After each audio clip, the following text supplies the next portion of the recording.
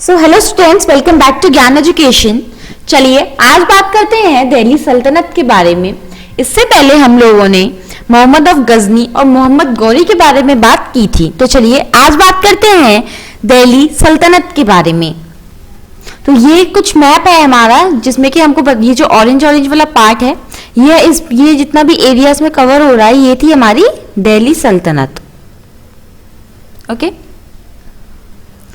तो हमारी दिल्ली सल्तनत में कुछ डायनेस्टीज भी आई थी, जैसे कि स्लेव और Mamluk dynasty, Khilji dynasty, Tughlaq dynasty, शाही डायनेस्टी और लोधी डायनेस्टी। तो शाही डायनेस्टी जो हमारी स्लेव डायनेस्टी थी, ये उसका टाइम पीरियड है। इसी टाइप से हमारी सारी डायनेस्टीज के टाइम पीरियड हमको दिए हुए हैं।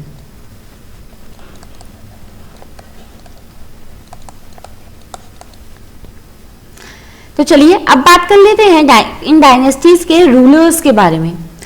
तो सबसे पहले थे हमारे कुतुबुद्दीन ऐबक, जो कि फाउंडर थे स्लेव डायनेस्टी के। ओके, तो ये जो स्लेव डायनेस्टी के जो फाउंडर थे कुतुबुद्दीन ऐबक, ये एक स्लेव थे।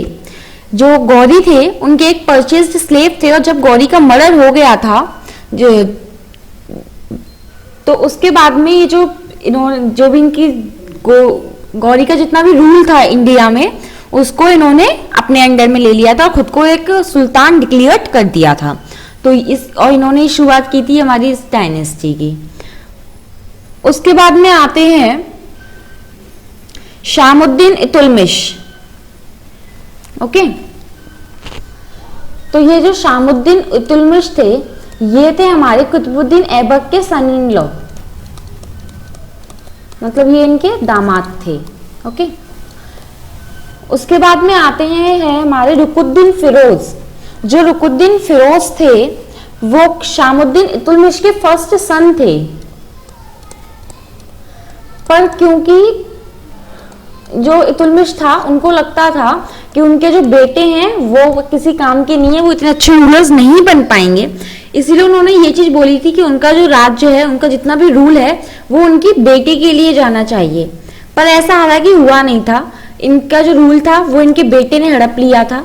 उसके कुछ टाइम बाद में ही जब ये चीज पता चली थी कि वो चाहते थे कि उनका जो जितना भी रूल था वो राजिया सुल्तान मतलब उनकी बेटी को मिले, तो उनके लिए फिर जो जितना भी रूल था वो इनकी बेटी के लिए दे दिया गया था। तो जो हमारी राजिया सुल्तान थी वो first and last Muslim ruler मतलब वुमेन थी या मुस्लिम रूलर थी।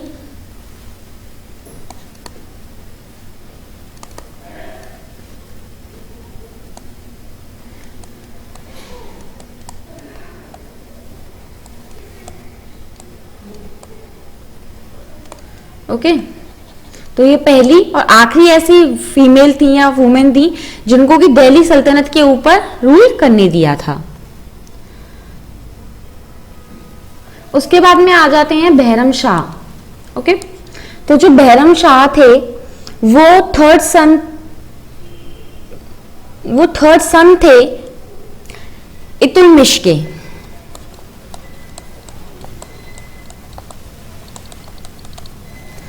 उसके बाद में आते हैं मशहूद शाह।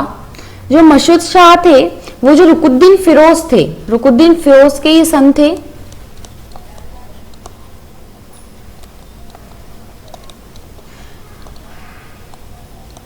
मतलब जो इतुलमिश थे उनके ये ग्रैंड सन थे।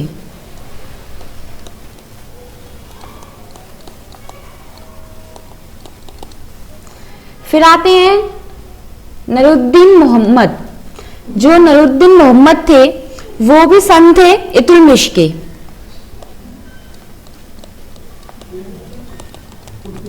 फिर आ जाते हैं गयासुद्दीन बलबन।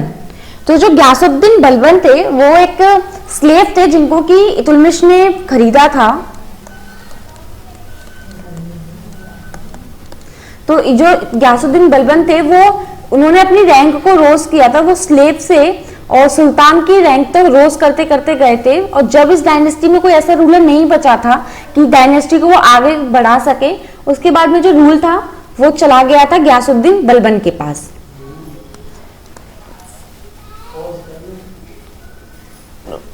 फिर आते हैं काक्यूबाद, जो कि गयासुद्दीन बलबन के ग्रैंड सन थे। तो मुगलक डायनेस्टी के या स्लेव डायनेस्टी के इतने ही रूलर्स थे। तो चलिए आगे बात कर लेते हैं खिलजी डायनेस्टी के बारे में। तो चलिए अब बात कर लेते हैं खिलजी डायनेस्टी के बारे में। तो ये जो मैप है ये हमारा खिलजी डायनेस्टी का है। तो ये नॉर्थन पार्ट में स्प्रेड थी बहुत। तो खिलजी डायनेस्टी के जो फाउंडर थे वो थे हमारे जलालुद्दीन खिलजी। इनके नेफ्यू मतलब कि बहन के बेटे थे या भाई के बेटे थे, पता नहीं, कंफर्म नहीं है थोड़ा। तो ये थे हमारे, और जो अलाउद्दीन खिलजी थे वो जलालुद्दीन के नेफ्यू भी थे और इनके सन इन लॉ भी थे।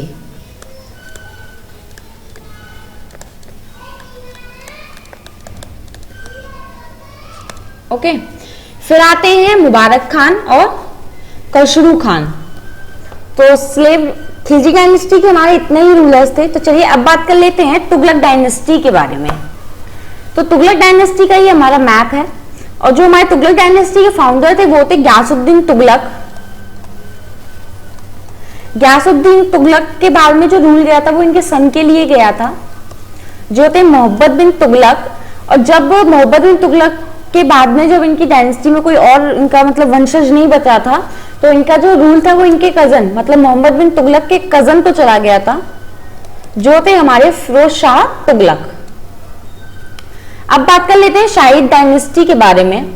तो शाहिद डायनेस्टी के जो हमारे में आते हैं वो थे खजीर खान, मुबारक खान, मोहम्मद शाह और आलम शाह। तो हमारी शाहिद डायनेस्टी में इतने ही रूलर्स थे। चलिए अब बात कर लेते हैं लोधी डायनेस्टी के बारे में। तो हमारी लोधी डायनेस्टी में हमारे जो फाउंडर थे वो थे बहलोल लोधी।